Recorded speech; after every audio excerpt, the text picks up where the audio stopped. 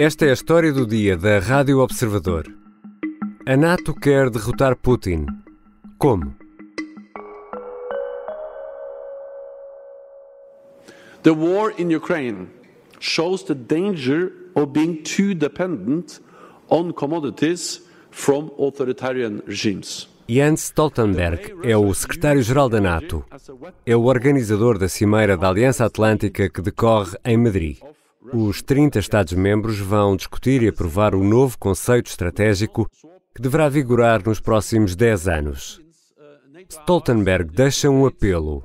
Putin não pode vencer, mesmo que isso tenha um preço elevado.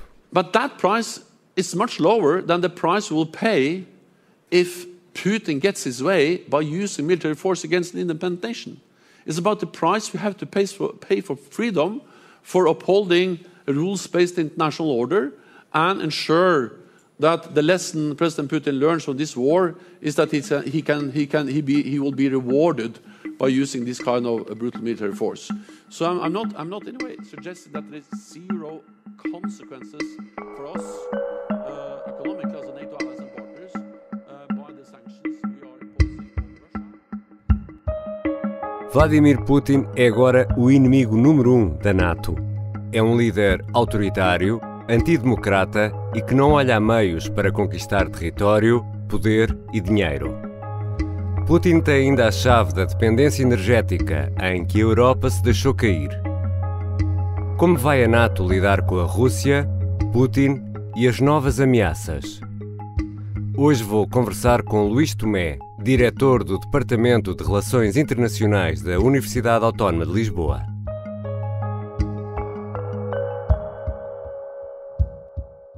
Bem-vindo, professor Luís Tomé.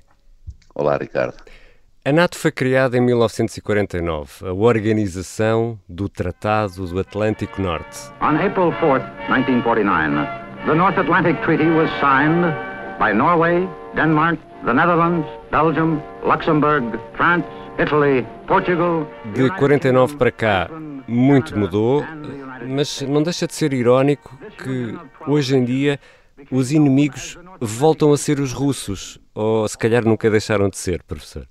Nunca deixaram de ser, mas é bom recordar que quando a NATO foi criada estávamos num contexto em que a União Soviética então tinha feito um bloqueio terrestre de acesso dos ocidentais a Berlim Ocidental, que levou à formalização das duas Alemanhas. Curiosamente agora que nós assumimos definitivamente de novo agora a Federação Russa como o inimigo de sempre, porque há aqui um período de pausa em que a NATO manifestamente ficou numa crise de identidade e numa indefinição sobre qual era a principal ameaça ou até inimigo, nós agora não só estamos perante uma agressão direta da Rússia, um país vizinho da NATO, a Ucrânia, convidado virtualmente em 2008, como estamos também numa nova fase de um proto-bloqueio, por assim dizer, embora não seja totalmente, de países NATO a um território da Federação Russa que é Kaliningrado.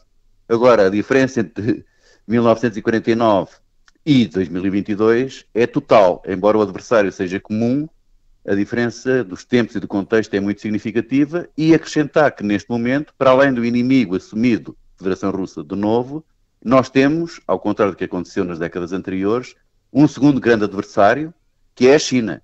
E o que é isso de um conceito estratégico, que é agora discutido nesta Cimeira de Madrid?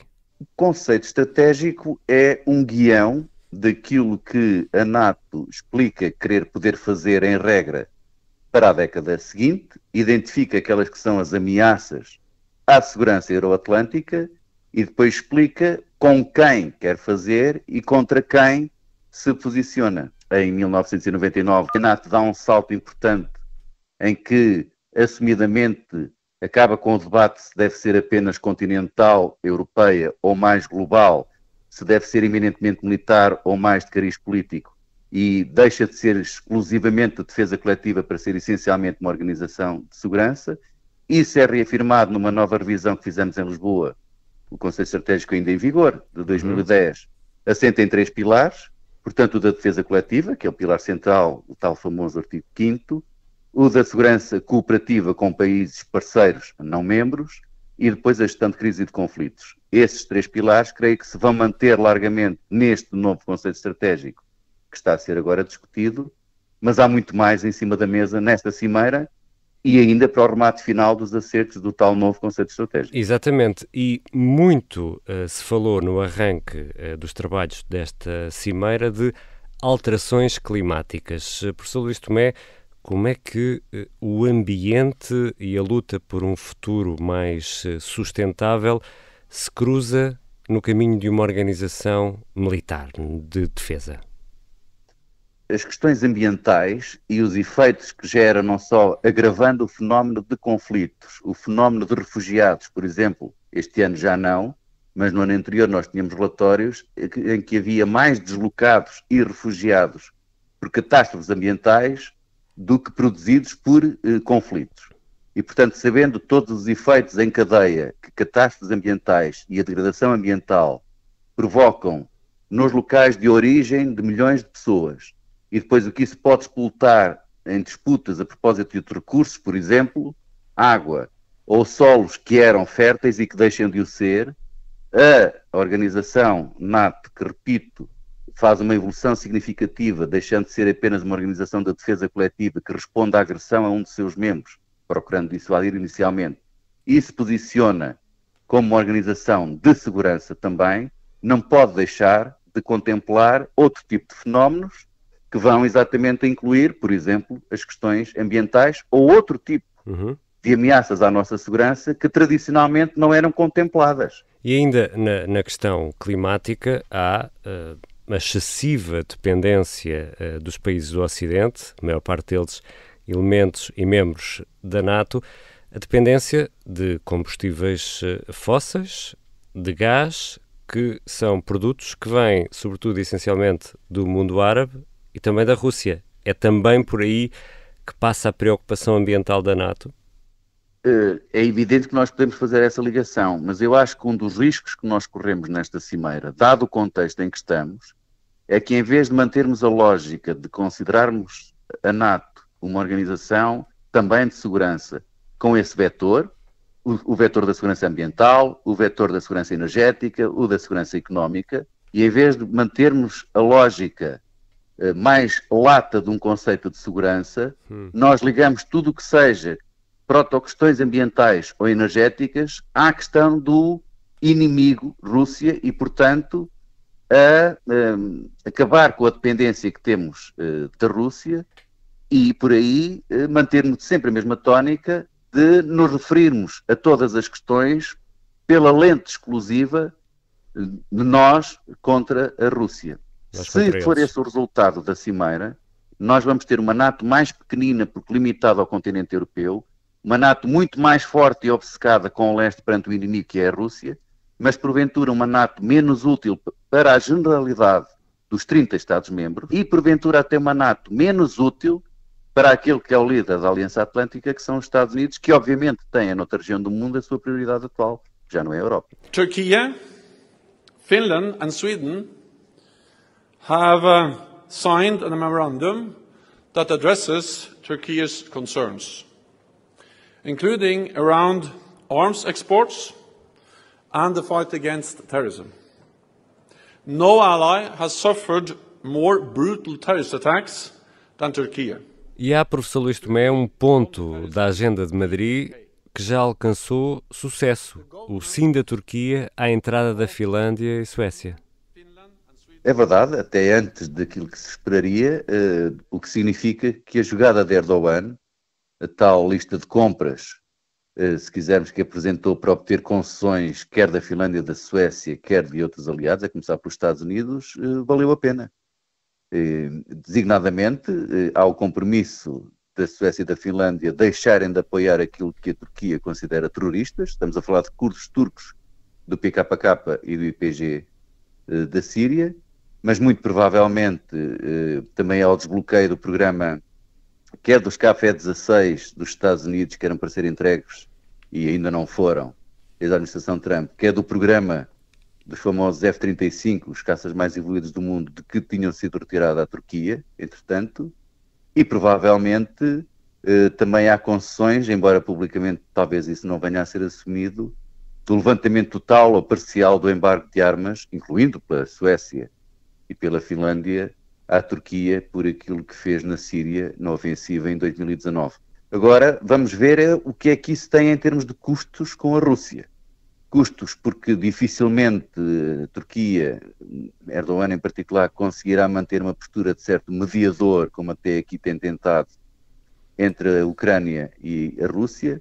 E depois há 3 dossiês em que há uma colisão potencial direta, muito para lá da Ucrânia, entre a Turquia e a Rússia. Estou a falar da Síria, estou a falar da Líbia e estou a falar do Nagorno-Karabakh, separatismo arménio, que a Turquia contraria apoiando o Azerbaijão e, por seu lado, a Rússia apoia os arménios. NATO's open door policy has been an historic success. Welcoming Finland and Sweden into the alliance will make them safer, NATO stronger, and the Euro-Atlantic area more secure. E já que estamos a falar da entrada da Finlândia e da Suécia, há uma outra questão que, nesta altura, penso que não se coloca, até porque existe o tal artigo 5º do tratado, que é a possibilidade da Ucrânia se juntar à NATO. Eu acho que estava posto de parte, estava no congelador à la longa, prazo completamente indefinido, antes da invasão da Rússia, quer o caso da Ucrânia, quer o da Geórgia, embora tenha sido formalmente convidado em 2008, e agora eu acho que isso ainda mais tem que ser posto de parte. Não só porque o artigo 5º aplicado, e é esse verdadeiramente o atrativo daqueles que não são membros e querem sê-lo, como a Ucrânia, ou a Geórgia, ou agora a Finlândia ou a Suécia, mas o risco é muito grande, porque isso significa que a NATO, no seu conjunto, ao abrigo do compromisso do artigo 5º, teria de responder à Rússia, considerando uma agressão contra um dos seus Estados-membros. Aliás, essa é a linha vermelha que o Presidente Biden e o Secretário-Geral da NATO traçaram desde o início da agressão, da invasão russa na Ucrânia. Mas há um outro problema neste momento que se coloca, que já se colocava no dia 23 de fevereiro, agora ainda mais, que é de que Ucrânia estamos a falar, ou até de que Geórgia ou Moldova estamos a falar. Porque para nós, o que é a Ucrânia inclui, por exemplo, a Crimeia, que para a Rússia é Rússia inequivocamente desde 2014 que anexou, e mais, para a Rússia há outras partes que para já são repúblicas independentes a ser reconhecidas, como Luhansk e Donetsk, mas que para nós, obviamente, fazem parte da Ucrânia, além de outros territórios que neste momento a Rússia controla, domina pela força e que para nós continuam a fazer parte da Ucrânia. Portanto, se nós tivéssemos a alargar a NATO à Ucrânia, de que Ucrânia estávamos a falar? Onde é que era a nossa linha vermelha, considerando que ali era uma nova agressão russa que levaria a NATO, no seu conjunto, a reagir? O mesmo se coloca na Geórgia, porque há 2 parcelas da Geórgia para nós, que para a Rússia são Estados independentes, Ossétia e Abkhazia do Sul, ou até Moldova, que em breve a Rússia pode simplesmente reconhecer a independência da Transnistria e, portanto, cria-nos aqui reclamar, um outro dilema de resolver. Claro. No entanto, a NATO aumenta a muralha no leste da Europa, chamo-lhe muralha, não sei se será o termo mais correto, mas há um reforço de homens e material, que é notório, e há promessa desse reforço. Moscovo, como é que lida com tudo isto?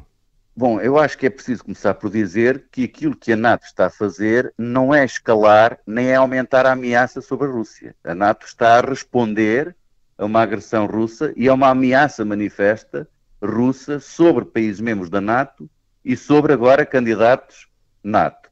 Mas esse que lhe chamou muralha, esse reforço é muito significativo. Não é apenas pelo alargamento da NATO desde 97, que passou 16 para os atuais 30 Estados aliados.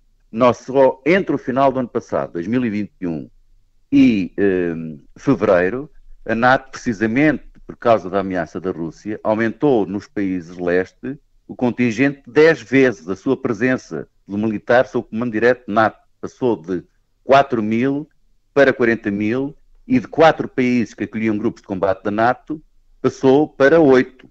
E agora nós vimos o anúncio, já na cimeira do G7 e certamente que vai ser confirmado agora na cimeira da Aliança Atlântica, um aumento exponencial das forças de reação rápida, até 300 mil efetivos, duplicando em quase 8 vezes dos tais atuais 40 mil. E, portanto, nós nunca tivemos, desde o auge da Guerra Fria, um contexto de ameaça tão significativo e, portanto, uma preparação da Aliança Atlântica, uma resposta do ponto de vista da dissuasão e a capacidade para tentar responder a uma eventual agressão russa, como temos neste momento, ao mesmo tempo que recordo que foram desmantelados uma série de acordos de controle de armamento do tempo da Guerra Fria que foram rasgados e que, portanto, hoje nós temos um continente com mais armas e com menos mecanismos legais de controle de armamento. Uma das incógnitas que se coloca, e colocou bem, é saber o que é que a Rússia pode fazer. E neste momento nós não podemos pôr de parte de nenhum cenário dos mais graves e apocalípticos que podemos imaginar, porque estamos num contexto de escalada.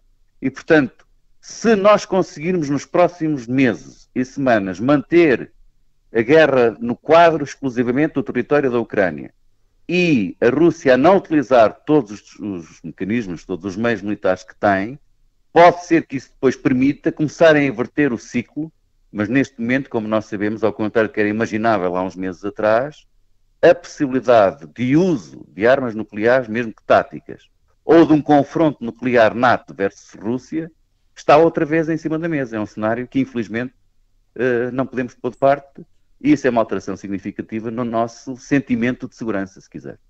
E já vamos voltar à questão da Ucrânia, essa escalada. Deixámos aqui um potencial inimigo, ou um inimigo um pouco pendurado atrás nesta conversa, que é a questão da China, que também vai ser discutida, obviamente, nesta cimeira de Madrid. A China que manifestou alguma apreensão relativamente ao alargamento da NATO. Não é normal Pequim ter este tipo de expressão pública.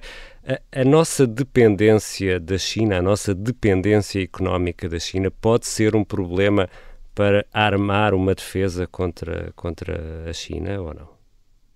Neste momento, ao contrário da forma como se discute a questão da Rússia, os termos em que se discute a questão da China é diferente. E provavelmente nós vamos ter no Conselho Estratégico, pela primeira vez, no novo Conselho Estratégico, uma referência direta à China, não como ameaça, mas provavelmente como um desafio. Para ser parceiro? Para ser parceiro também não. Parceiro também não. Mas não há, a questão é que, dizia bem, não há consenso entre os membros da NATO para considerar a China como um inimigo. Uhum. Enquanto que neste momento é difícil qualquer país, até em função das opiniões públicas, recusar a referência à Rússia como um inimigo, como um adversário, a China é vista como um desafio e é provavelmente esse o termo que vai reunir consenso para aparecer no Conselho Estratégico. O secretário-geral da Aliança Atlântica, o Stoltenberg, sublinhou que, apesar de estar desapontado ele e a NATO. But we are disappointed by the fact that China has not been able to condemn the Russian invasion of Ukraine. Pelo facto da China não utilizar o termo e condenar a invasão da Rússia e até alimentar certas narrativas semelhantes à de Moscovo. That China is spreading many of the false narratives about NATO, the West. And also that China and Russia are more close now than have ever been before. Não vê a China como adversário, o que já pronuncia que dificilmente nós teríamos um outro tipo de referência no Conselho Estratégico à China. Agora, se nós no caso da Rússia tínhamos o problema, e que temos, de dependência energética, no caso da China a situação é muitíssimo mais grave. Porque, pela primeira vez, desde 2020, a China ultrapassou os Estados Unidos como maior parceiro comercial da União Europeia. Um relatório recente da Comissão Europeia diz que de mais de 150 produtos estratégicos de que a União Europeia depende de importações externas, mais de metade, 52% em concreto, vem de um único país, que é a China. A questão sobre o desafio China coloca-se em termos diferentes, mas a China é o fator que, por exemplo, traz como convidados para esta cimeira da NATO 4 países parceiros da NATO na Ásia-Pacífico, o Japão, a Coreia do Sul, a Austrália e a Nova Zelândia. Mas a NATO começa agora a assumir isso e se porventura não o fizer, a NATO é menos relevante para os Estados Unidos porque aquela é a região principal e a China é o grande desafiador. Aliás, há aqui uma outra ligação que, se me permite, Ricardo, posso fazer. Nós não podemos desligar a Ucrânia de Taiwan. E há uma espécie de contagem decrescente e da forma como Pequim lê a reação ocidental e os desenvolvimentos na Ucrânia, porque Xi Jinping afirmou que é uma questão que ele não quer deixar para as gerações seguintes ou para o liderato seguinte. Portanto, Xi Jinping tem por objetivo a integração definitiva de Taiwan na mãe-pátria China E isso pode ser um problema mais sério e não é preciso passarem muitos anos. Exatamente. 2024, 2025 são os anos charneira em que a China pode ser tentada por via da força, anexar Taiwan. E, professor Luís Tomé, também há outra questão importante nesta discussão de Madrid, que é os orçamentos de defesa. Já vimos uma reação em Berlim por parte da Alemanha com o aumento do orçamento de defesa. Vamos ter uma resposta generalizada dos Estados-membros de um aumento do orçamento de defesa? Publicamente todos os governos estão a dizer isso, mas até com pressão exatamente antecipando a cimeira, de 27 de junho a NATO faz sair um relatório, que faz todos os anos, sobre o estado de situação dos orçamentos de defesa dos 30 Estados-membros.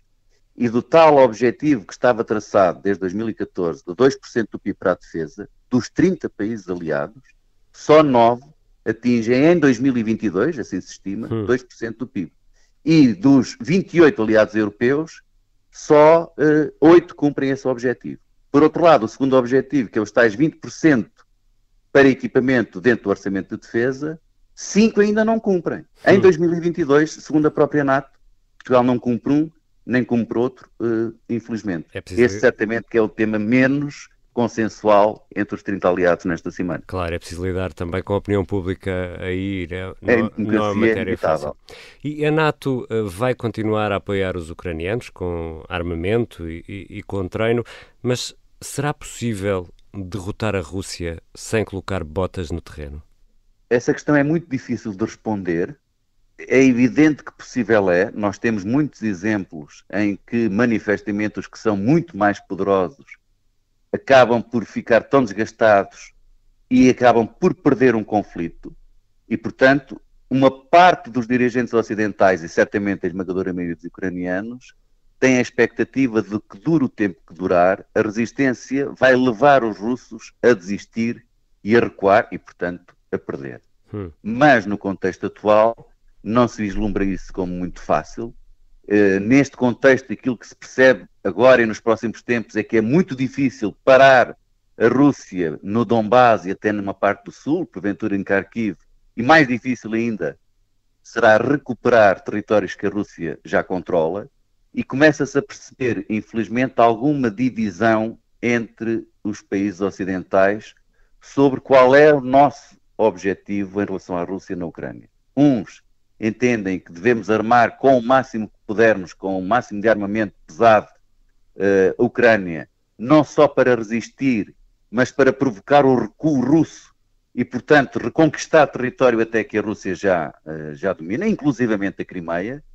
Outros temem que isso signifique uma escalada do conflito que pode ir para lá da Ucrânia, que pode levar Putin a recorrer a tipo de armamento que ainda não está a utilizar, inclusivamente armas químicas ou até armas nucleares táticas, e, portanto, há uma discussão sobre apoiar a Ucrânia, certamente, mas que tipo de armamento, para que fins é que essas armas servem.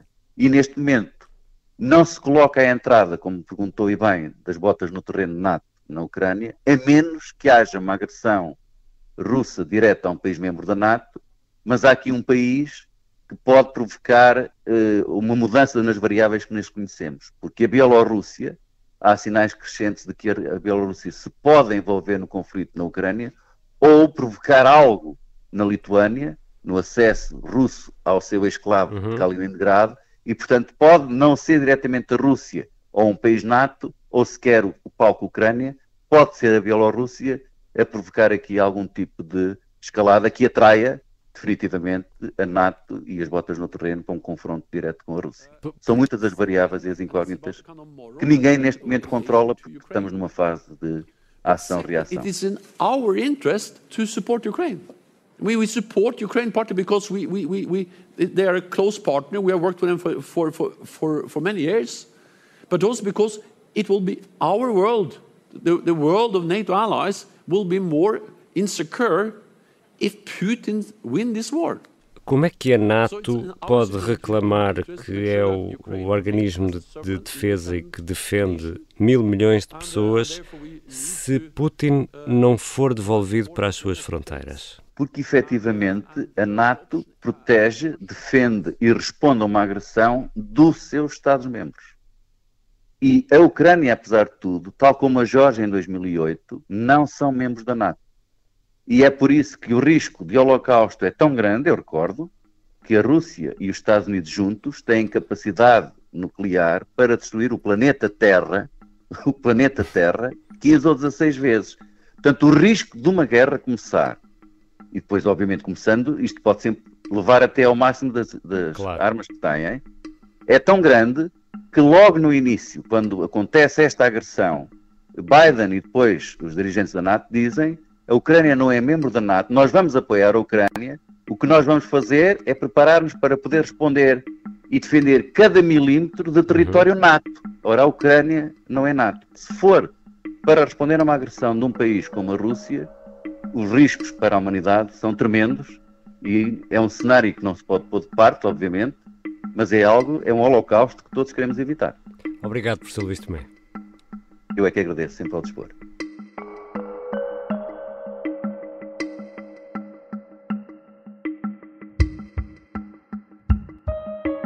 Luís Tomé é diretor do Departamento de Relações Internacionais da Universidade Autónoma de Lisboa e também do Centro de Investigação Observare, Observatório de Relações Exteriores.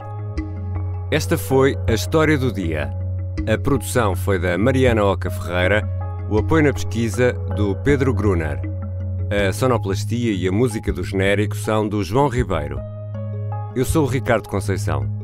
Até amanhã.